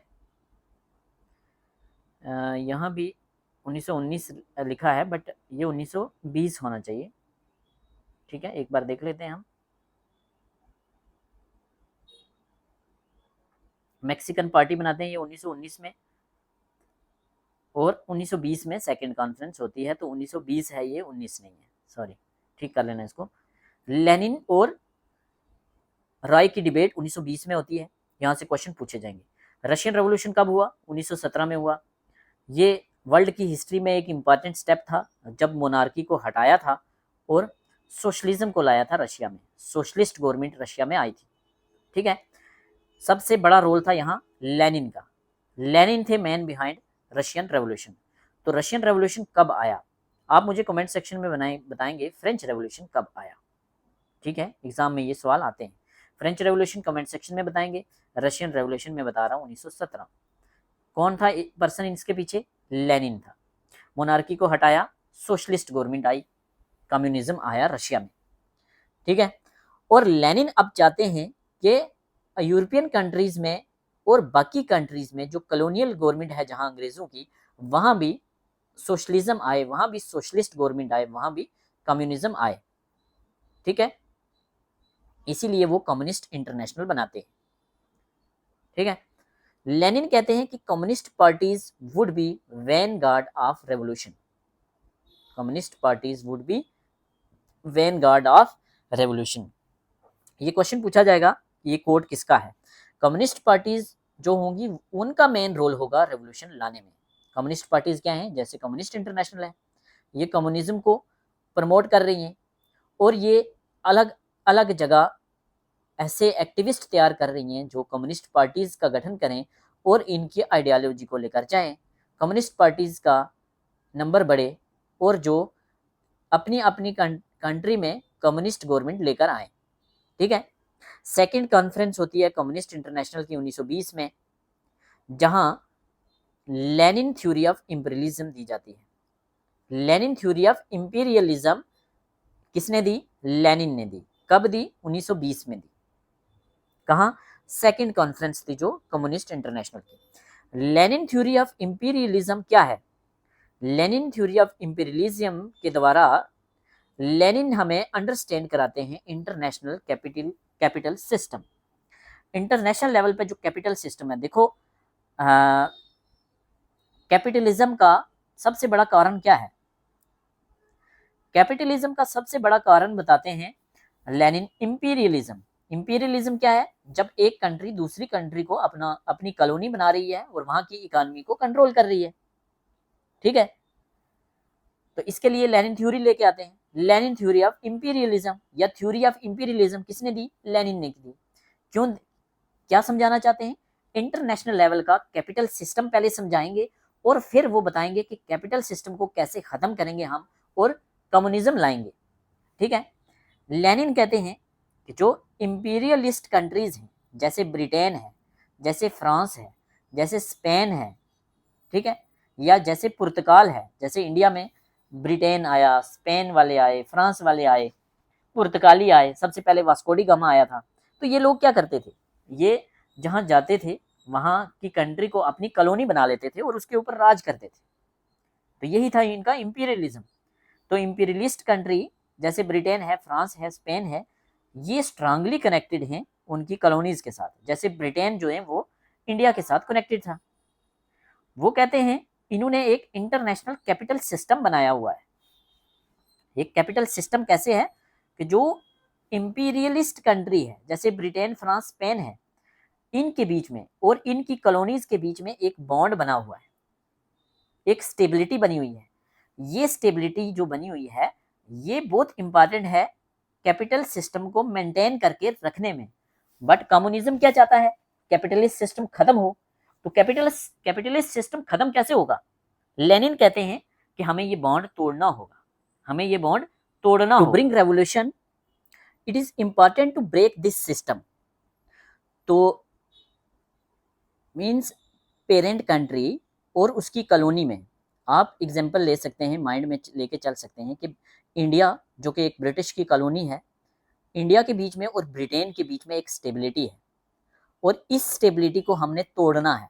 ब्रिटेन क्या चाहता है? ये स्टेबिलिटी टूटे ना और कैपिटलिस्ट सिस्टम ऐसे ही मेंटेन रहे। बट हम रेवोल्यूशन लाना चाहते हैं, हमने कम्युनिज्म लाना है, हमने इस स्टेबिलिटी को ब्रेक डाउन करना है, इसको तोड़ना है। तो कैसे तोड़ेंगे? टू ब्रिंग रेवोल्यूशन, रेवोल्यूशन लाने के लिए ये इस सिस्टम को हमें तोड़ना है। यहाँ इनका एक कोट बनता है इंपॉर्टेंट, क्यों तोड़ना है? ये कहते हैं कि imperialism is the highest state of capitalism. Imperialism is the highest stage of capitalism. ये कहते हैं कि इंपीरियलिज्म है जो वो कैपिटलिज्म की सबसे बड़ी स्टेट है, सबसे बड़ी स्टेज है। तो कैपिटलिज्म को खत्म करना है अगर हमने, तो इंपीरियलिज्म को टारगेट करना है। तो इंपीरियलिज्म में दो एलिमेंट्स का बॉन्ड है, किस किस का? एक पेरेंट कंट्री, एक उसकी कॉलोनी का। तो इस बॉन्ड को, इस स्टेबिलिटी को हमें तोड़ना है। तो ये क्या रहे हैं, लेनिन कहते हैं कि हम इसको कैसे तोड़ेंगे, इस स्टेबिलिटी को हम कैसे तोड़ेंगे जो इंपीरियलिस्ट कंट्री के बीच में और उसकी कॉलोनी के बीच में है, इसको कैसे तोड़ेंगे? तो इसके लिए लेनिन बात करते हैं draft of Lenin where he talked about this breakdown, pre draft thesis on national and colonial question. तो ये अपना एक थीसिस है इनका, pre draft thesis on national and colonial question, जिसमें ये बात करते हैं कि इस स्टेबिलिटी को कैसे तोड़ेंगे। ये कहते हैं कि this can only be break down by bringing a revolution in colonies. ये कहते हैं कि ये कैसे टूटेगा, हमें रेवोल्यूशन लाना पड़ेगा। बट वो रेवोल्यूशन हमें कॉलोनीज में लाना पड़ेगा या उसके पेरेंट इंपीरियलिस्ट कंट्री में लाना पड़ेगा? ये कह रहे हैं कि वो रेवोल्यूशन हमें कॉलोनीज में लाना पड़ेगा। तो यहाँ से क्वेश्चन यही बनेगा कि लेनिन रेवोल्यूशन कहाँ लाना चाहते हैं? कॉलोनीज में लाना चाहते हैं या पेरेंट इंपीरियलिस्ट कंट्री में?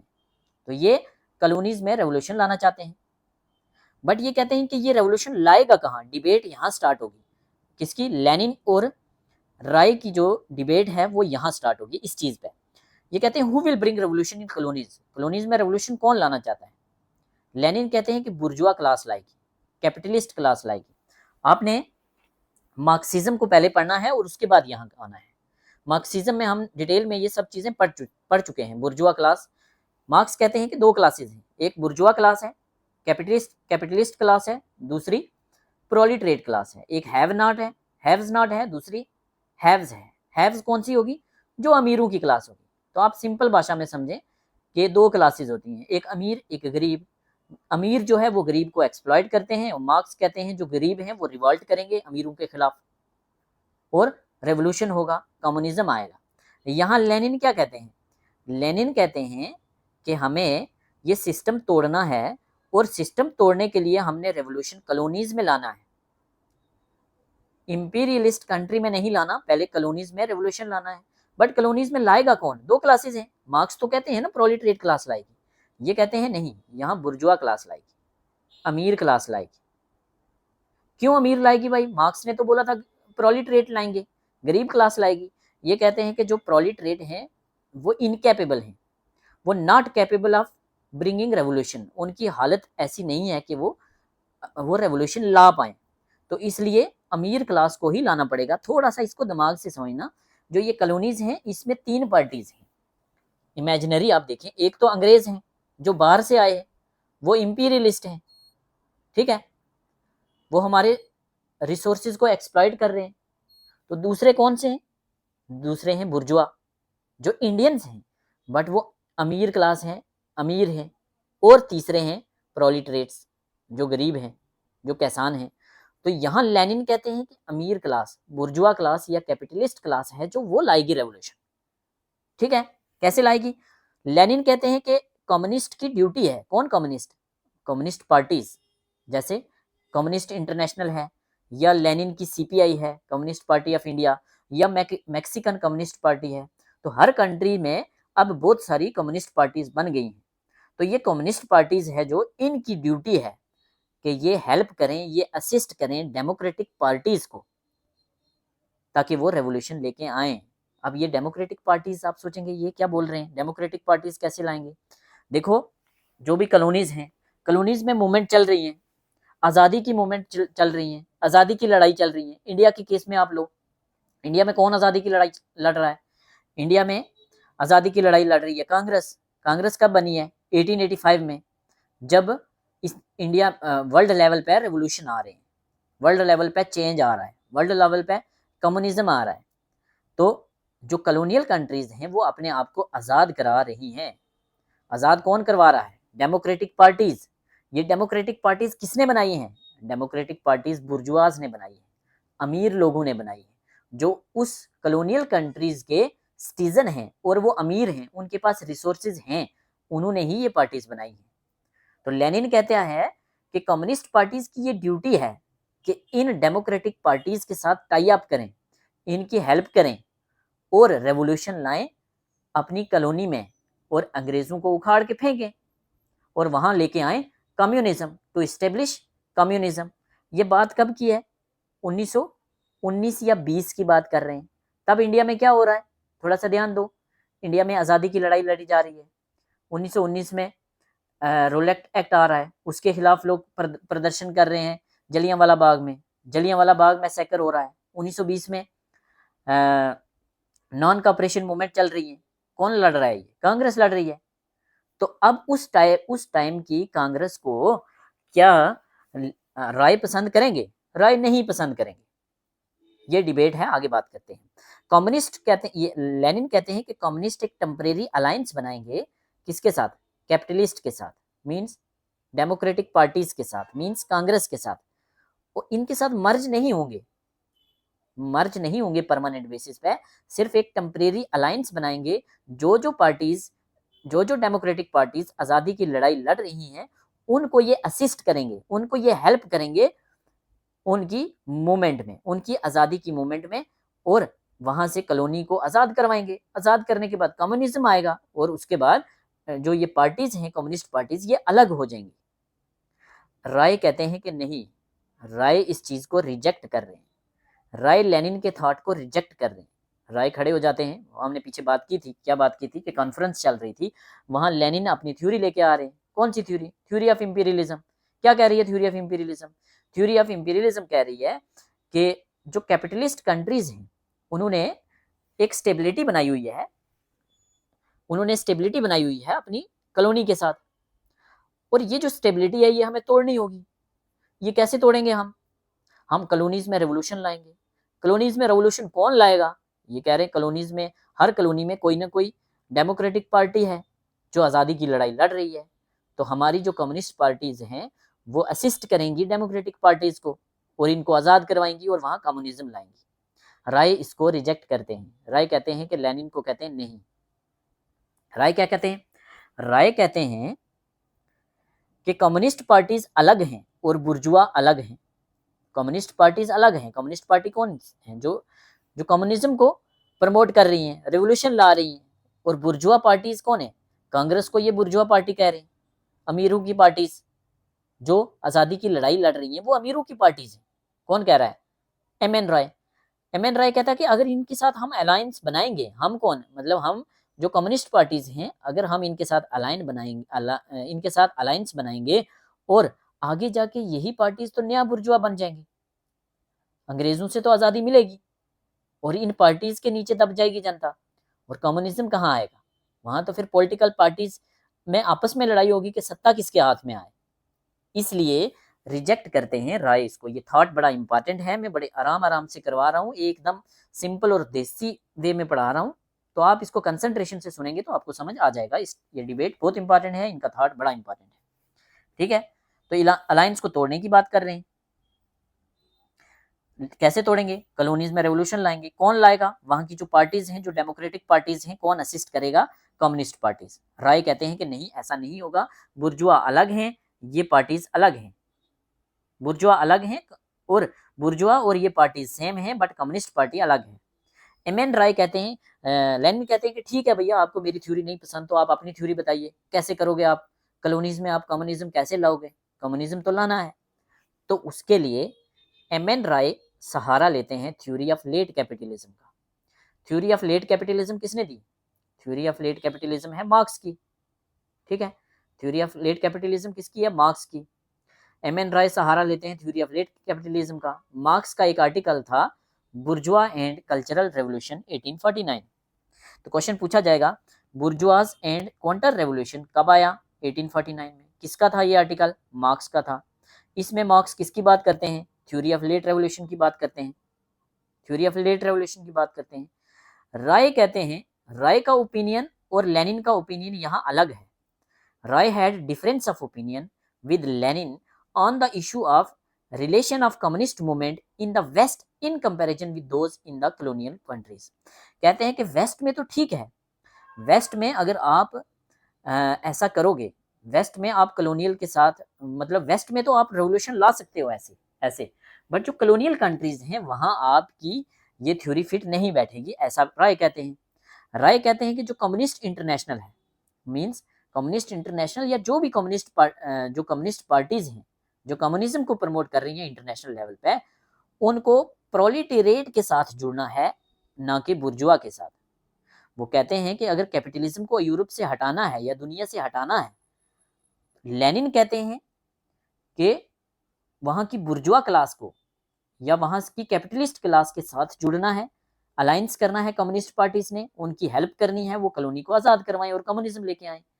राय कहते हैं कि नहीं, हमें हाथ मिलाना है प्रोलिटेरिएट्स के साथ, हमें हाथ मिलाना है हैव्स नॉट्स के साथ, हमें हाथ मिलाना है गरीबों के साथ, उनको लेके हम चलेंगे, हम तभी कम्युनिज्म को हटा पाएंगे, तभी हम कैपिटलिज्म को खत्म कर पाएंगे और कम्युनिज्म को लेकर आएंगे।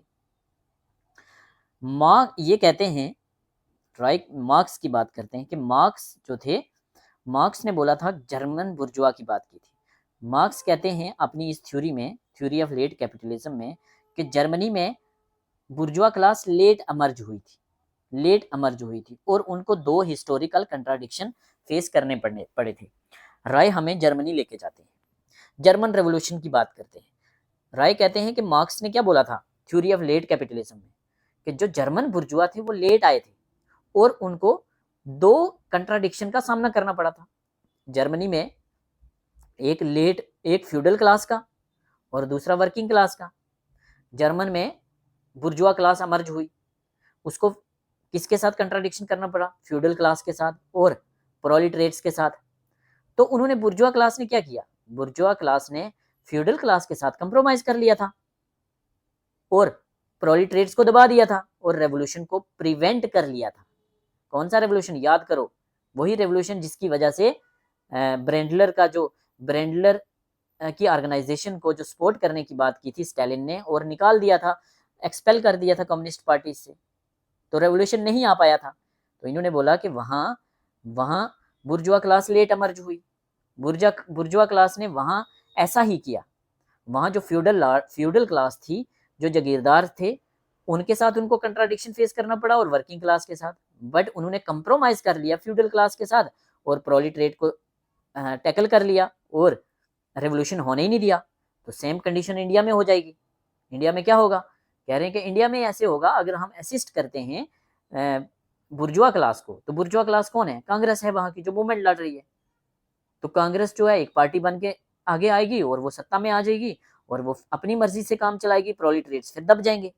रॉय स्टेटेड दैट, रॉय कहते हैं इसलिए रेवोल्यूशन हमें पहले कॉलोनीज में लाना पड़ेगा, हमें कॉलोनीज में रेवोल्यूशन लाना पड़ेगा और इसको ब्रेक करना पड़ेगा, इस कैपिटलिस्ट स्ट्रक्चर को। ठीक है। Roy stated that has compare to others, जो इंडिया में बुर्जुआ हैं वो बड़े डेवलप्ड हैं, इंडिया में हाईली डेवलप्ड हैं बुर्जुआ, कैपिटलिस्ट क्लास, अमीरों की क्लास। राय वार्निंग देते हैं कि जो बुर्जुआ हैं या कैपिटलिस्ट क्लास है इंडिया में, जैसे कि कांग्रेस है, ये फ्यूडल लॉर्ड्स के साथ कंप्रोमाइज कर लेगी।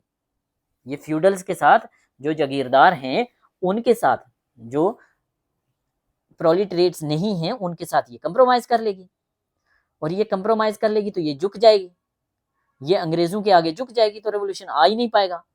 इसलिए रॉय कहते हैं कि जो पॉलिटिकल ऑर्गेनाइजेशंस हैं वो एक्चुअली ग्रुप्स हैं कैपिटलिस्ट क्लास के, अमीरों के, और वो अब फाइट कर रहे हैं अपने इंटरेस्ट के लिए, ना कि नेशन के इंटरेस्ट के लिए। कहते हैं ये कोई आज़ादी शहजादी के लिए नहीं लड़ रही इंडियन नेशनल कांग्रेस, ये तो सिर्फ अपने इंटरेस्ट के लिए लड़ रही है, अपने बेनिफिट्स के लिए लड़ रही है और ये देश को धोखा दे रही है in the name of national movement.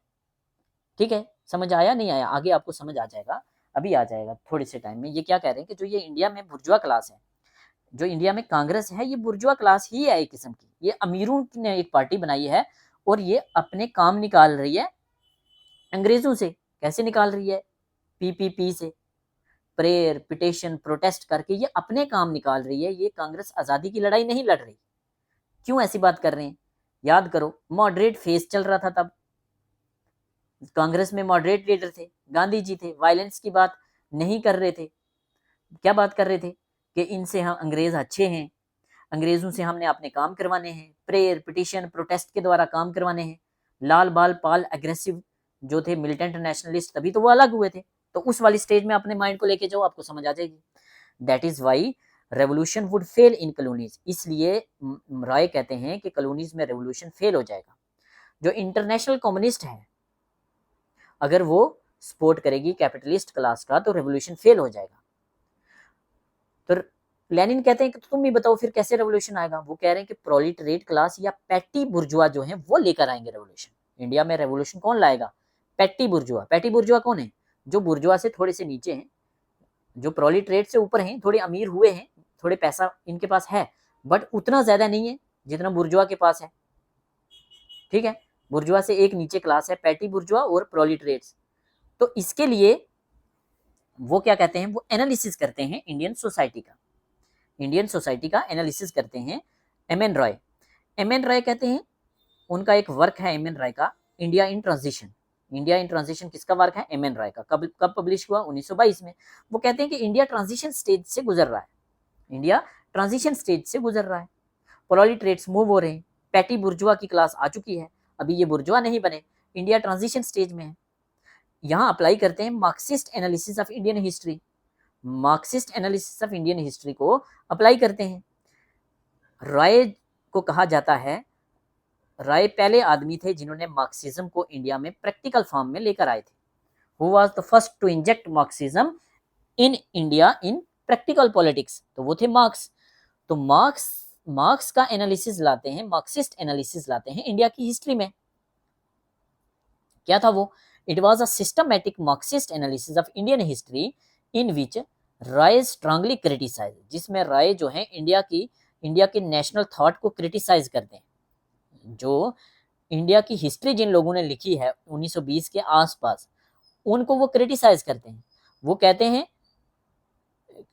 हैं कि जिन्होंने इंडिया की हिस्ट्री लिखी है, जो हिस्टोरियन है उस टाइम के, उनको इंडिया की जो सोसाइटी है उसकी नॉलेज नहीं थी। लिटिल और incomplete research on social history of Indians.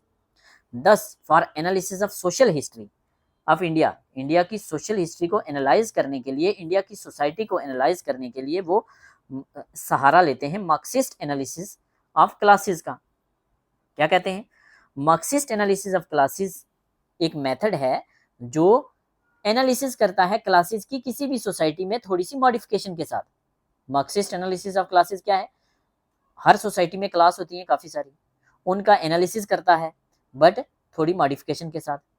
राय कहते हैं कि मार्क्सिस्ट के लिए किसी भी सोसाइटी का अगर एनालिसिस करना है तो 4 पैरामीटर्स का पता होना चाहिए। कौन कौन से 4 पैरामीटर? इकोनॉमिक स्ट्रक्चर कैसा है उस सोसाइटी का, फॉर्म्स ऑफ प्रोडक्शन वो क्या क्या है वहाँ, मेजर क्लासेस कौन कौन सी है वहाँ, और वो क्लासेस कैसे बिहेव करती हैं।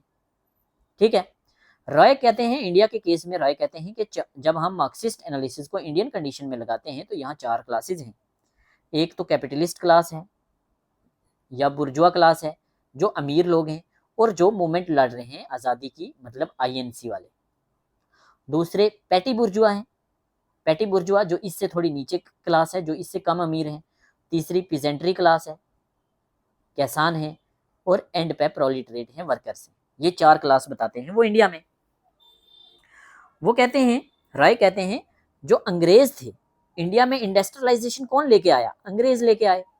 It was Britishers who brought industrialisation in India, और इंडस्ट्रियलाइजेशन की वजह से इंडिया में कैपिटलिज्म आया। कहते हैं कि इंडिया में फ्यूडलिज्म ऑलरेडी खत्म हो चुका था। जो इंडिया के लोकल बुर्जुआ थे, जो लोकल अमीर लोग थे, वो फ्यूडलिज्म को इंडिया में ऑलरेडी खत्म कर चुके थे। अब इंडिया की पूरी इकोनॉमिक सिस्टम को ब्रिटिश कंट्रोल कर रहे हैं। ब्रिटिश कॉलोनियलिज्म कंट्रोल कर रहा है। हाँ, राय कहते हैं to know industrial capitalism emerged under British rule, Indian bourgeois remain only limited to power in lower industries in 1890s. क्या कहते हैं राय कहते हैं कैपिटलिज्म खत्म हुआ, इंडिया में क्या आया? इंडस्ट्रियल कैपिटलिज्म आया। सॉरी, फ्यूडलिज्म इंडिया में जब खत्म हुआ, लोकल बुर्जुआ ने हटाया, तो इंडिया में अंग्रेज आए। अंग्रेज इंडस्ट्रीज को लेके आए। इंडस्ट्रीज से क्या आया? इंडस्ट्रियल कैपिटलिज्म आया, जो ब्रिटिश के कंट्रोल में है। अब जो इंडस्ट्रियल कैपिटलिज्म है वो ब्रिटिश के कंट्रोल में है। जो इंडिया के बुर्जुआ हैं उनके हाथ में कुछ नहीं है, उनके हाथ में छोटी मोटी इंडस्ट्रीज हैं। इंडियन बुर्जुआ को लिमिटेड रखा है अंग्रेजों ने। British government only made such laws, British government ने सिर्फ और सिर्फ ऐसे कानून बनाए हैं जो ब्रिटिश कैपिटलिज्म को प्रमोट करें, जो इंडियन लोगों को कैपिटलिज्म में आने से रोके। दस growth of local Indian बुर्जुआ remain obstructed. ये कहते हैं कि जो लोकल इंडियन बुर्जुआ हैं उनकी ग्रोथ को रिस्ट्रिक्ट करके रखा है अंग्रेजों ने। लोकल इंडियन बुर्जुआ हैं जो उन्होंने इंडियन नेशनल कांग्रेस बनाई 1885 में, हमें पता है एओ हयूम ने बनाई थी। वो कहते हैं कि थोड़ा सा समझो इस चीज को, बोरिंग हो रहा होगा आपको। इंडिया में फ्यूडलिज्म खत्म हो चुका है, जागीरदारी सिस्टम इंडिया में खत्म हो चुका है। इंडिया में कैपिटलिज्म है, कौन लेके आया है? इंडस्ट्रियल कैपिटलिज्म है, कौन लेके आया है? अंग्रेज। तो क्या इंडस्ट्रियलाइजेशन में इंडियंस हैं? नहीं है। अंग्रेज ऐसा कानून बना रहे हैं जिससे इंडिया के अमीर लोग दूर हैं। इसलिए इंडिया के अमीर लोगों ने कांग्रेस बनाई है अंग्रेजों के साथ मिलकर। कांग्रेस जो है वो जो अनफेवरेबल लॉज ब्रिटिश गवर्नमेंट बना रही है, जो इंडिया के अमीरों के फेवर में नहीं है, बस उनके इश्यूज को सॉल्व करने के लिए कांग्रेस बनाई है। तभी लाला लाजपत राय ने सेफ्टी वल्व थ्योरी दी थी। सेफ्टी वल्व थ्योरी क्या थी? इंडियन नेशनल कांग्रेस कब बना? 1885 में। किसने बनाया? ए.ओ. ह्यूम ने। लाला लाजपत राय कहते हैं, एक थ्योरी देते हैं सेफ्टी वल्व थ्योरी। क्या क्या है सेफ्टी वल्व थ्योरी? आपके घर में प्रेशर कुकर होगा, प्रेशर कुकर के ऊपर एक सीटी लगी होती है। वो सीटी क्यों लगी होती है? अंदर खाना बन रहा है, जब अंदर प्रेशर बड़ा ज्यादा बढ़ जाता है तो वो सीटी थोड़ी सी अप होती है और उसके बीच से प्रेशर बाहर निकल जाता है ताकि कुकर फटे ना। तो वैसी थ्योरी देते हैं safety valve theory Lala Lajpat Rai. Lala Lajpat Rai कहते हैं कि अंग्रेजों ने ही कुछ लोगों के साथ मिलके कांग्रेस बनाई है, ये सेफ्टी वल्व का काम करेगी कि अंग्रेज जो हैं, इंडियंस जो हैं, जो इंडियन बुर्जुआ हैं, उन्होंने अपनी डिमांड्स को जब फुलफिल करवाना है तो वो प्रेयर से, पिटीशन से, प्रोटेस्ट से अपनी डिमांड अंग्रेज गवर्नमेंट के आगे रखेंगे तो अंग्रेज गवर्नमेंट उन डिमांड को पूरा करेगी।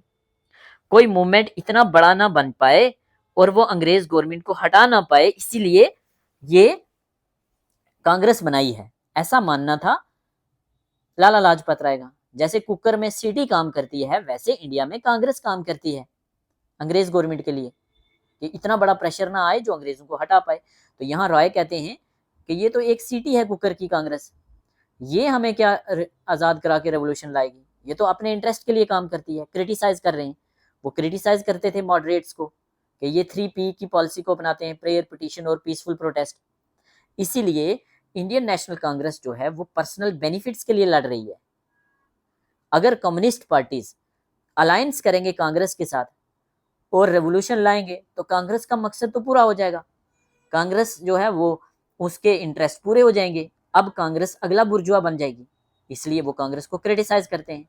बट लेटर स्टेज में आपने देखा जब वो जेल में जाते हैं तो उनका व्यूज टोटली चेंज हो जाता है, वो मार्क्सिज्म को फिर से पढ़ते हैं और अब वो कांग्रेस को साथ देते हैं, अब वो कांग्रेस को ज्वाइन करते हैं, कांग्रेस का प्रेज करते हैं और कांग्रेस को कहते हैं कि ये इंडियन मासिस की पार्टी है, ये गरीबों की पार्टी है, ये बुर्जुआ की पार्टी नहीं है, यही इंडिया में रेवोल्यूशन लाएगी, यही इंडिया में कम्युनिज्म लाएगी। ये वो सेकंड स्टेज में बात करते हैं, आप हम ऊपर देख चुके हैं।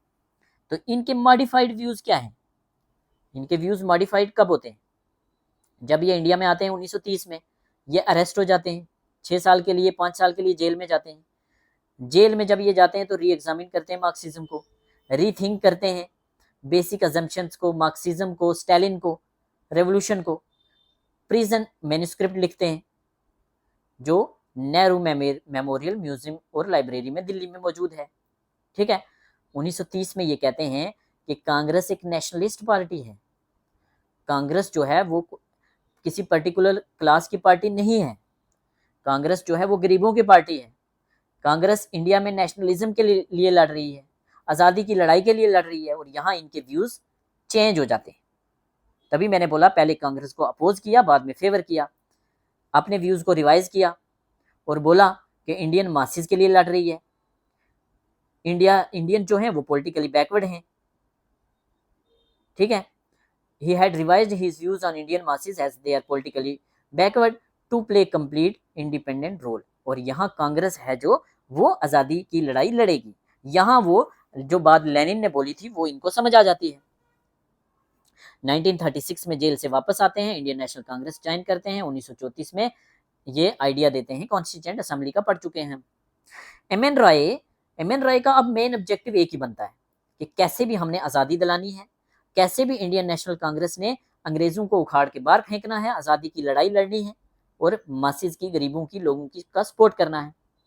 इसलिए अब वो बीच का रास्ता चुनते हैं। वो क्या कहते हैं? वो कहते हैं कट्टरवाद जो कम्युनिज्म था, ऑर्थोडॉक्स कम्युनिज्म था, उसको वो छोड़ देते हैं। वो कहते हैं कि हमें फॉलो करना है जैकोबिनिज्म। क्या फॉलो करना है? जैकोबिनिज्म। जैकोबिनिज्म क्या है? एक अल्टरनेटिव टू कम्युनिज्म। अब वो कम्युनिज्म का अल्टरनेटिव देते हैं जो कि है जैकोबिनिज्म। ठीक है, he proposed that communism should be replaced by Jacobinism in India. Jacobinism क्या है? ये पॉलिटिकल प्रिंसिपल्स और एक्शंस थे। Jacobinism refers to political principles and actions जो जुड़े हुए थे जैकोबिन क्लब के साथ। जैकोबिन क्लब एक फ्रांस की ऑर्गेनाइजेशन थी जो बात करती थी लिबर्टी की, इक्वालिटी की, फ्रेटर्निटी की। तो जैकोबिनिज्म क्या है? जैकोबिनिज्म कहता है कि एक गवर्नमेंट होगी, एक स्ट्रॉन्ग सेंट्रल गवर्नमेंट होगी जो इंडिविजुअल को लिबर्टी देगी, इक्वलिटी देगी, फ्रेटर्निटी देगी। ठीक है, अब इनका व्यूज बदल गया।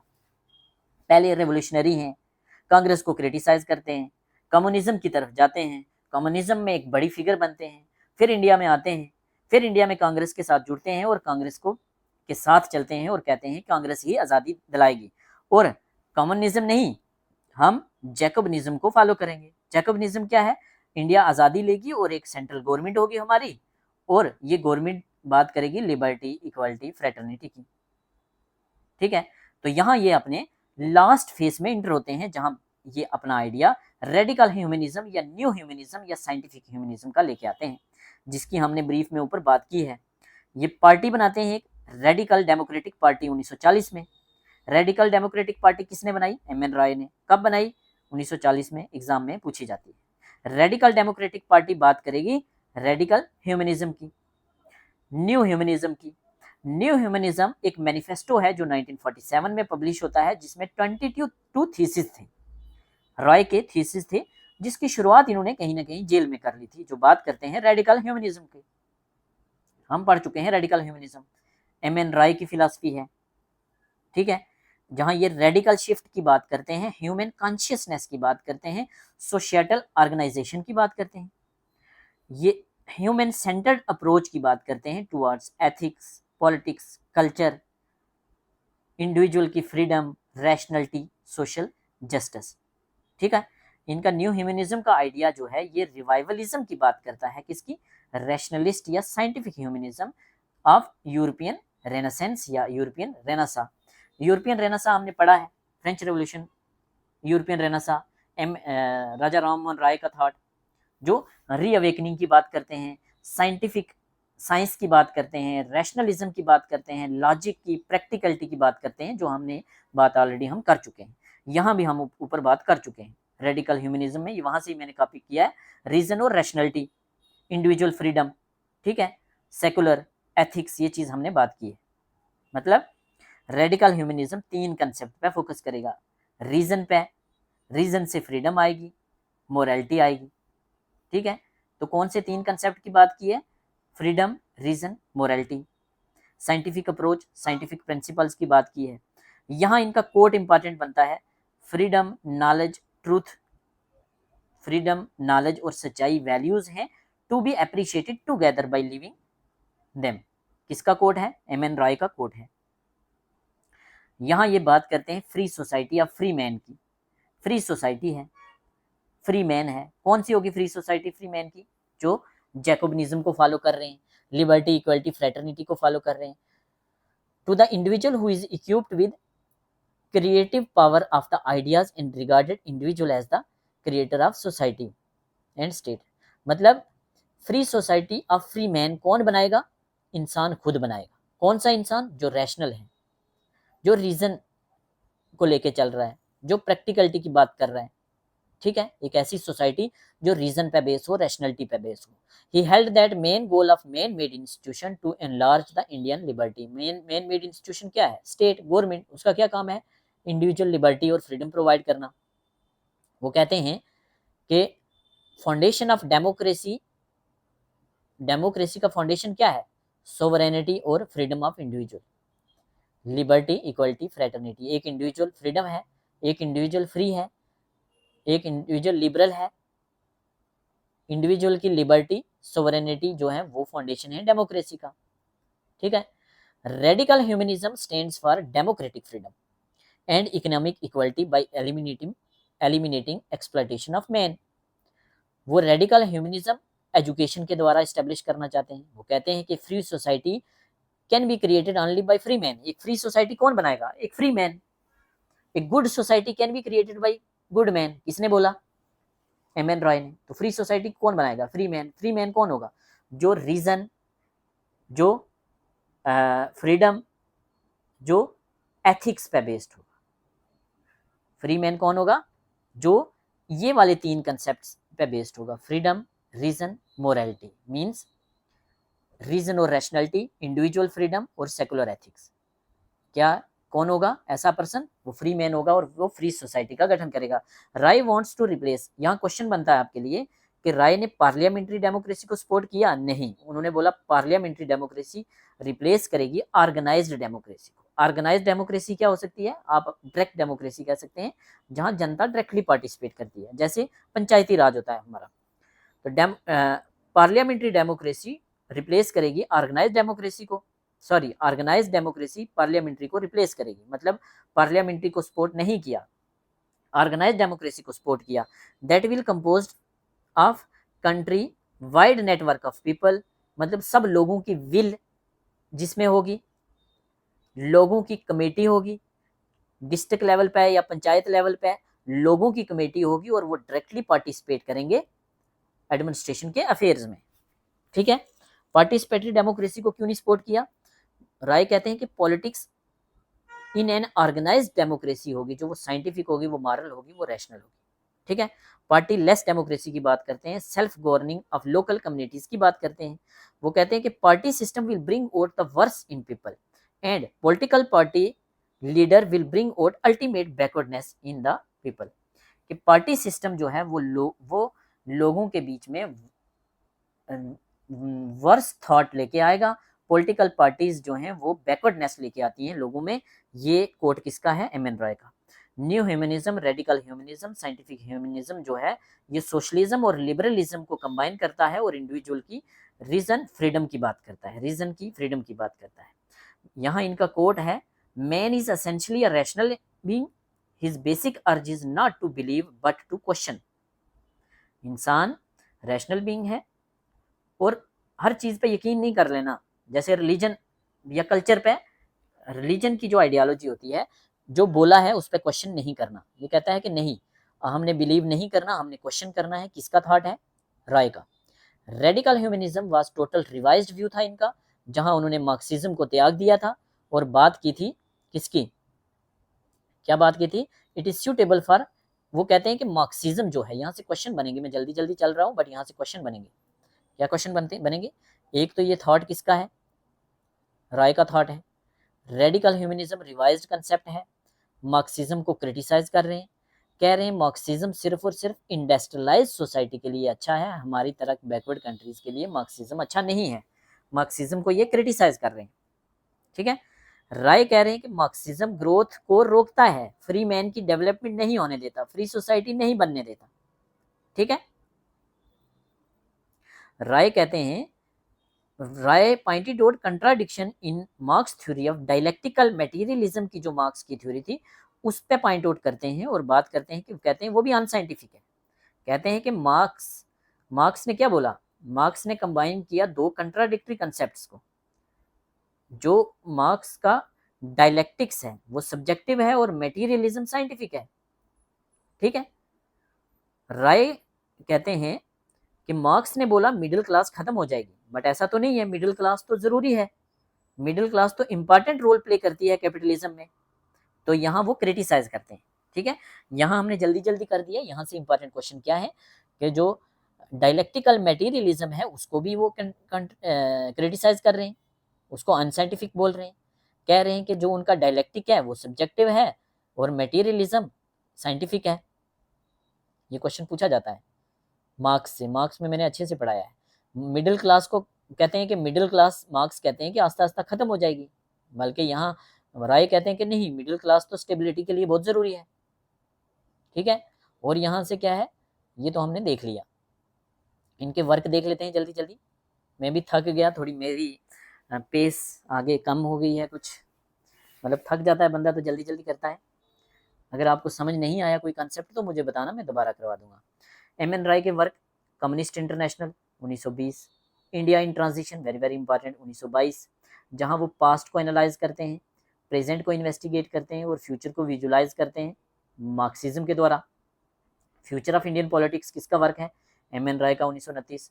रशियन रेवोल्यूशन 1937 इनका वर्क है। रशियन रेवोल्यूशन आया 1917 में था, बट 1937 में इनका एक वर्क है। Historical role of Islam and essay on Islamic culture very very important, आपके एग्जाम में आएगा, 100% आएगा। क्यों आएगा?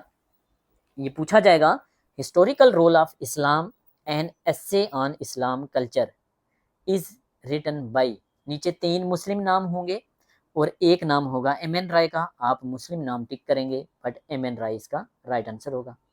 Materialism an outline of history, आपके एग्जाम में मौलाना आज़ाद भी है, ऑप्शन में मौलाना आज़ाद आएगा तो आप टिक करोगे मौलाना आज़ाद बट एम.एन. राय होगा, देख लेना। Materialism and outline of history of scientific thought 1914 का है। Problem of freedom 1945।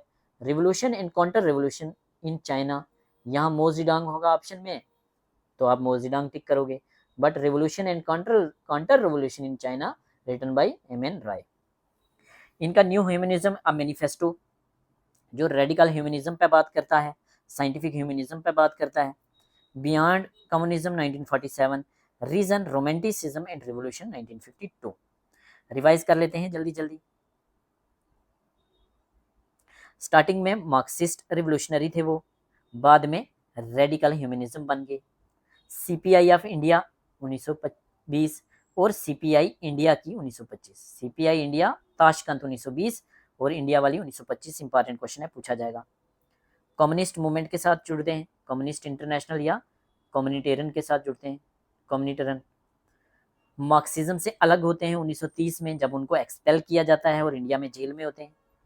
Marxist face उनका कैसा था, जहां वो साइंटिफिक सोशलिज्म की बात करते हैं, रिवोल्यूशनरी कम्युनिज्म की बात करते हैं, लेनिन से इन्फ्लुएंस थे, रशियन रेवोल्यूशन से इन्फ्लुएंस थे, क्लास स्ट्रगल पे बिलीव करते हैं,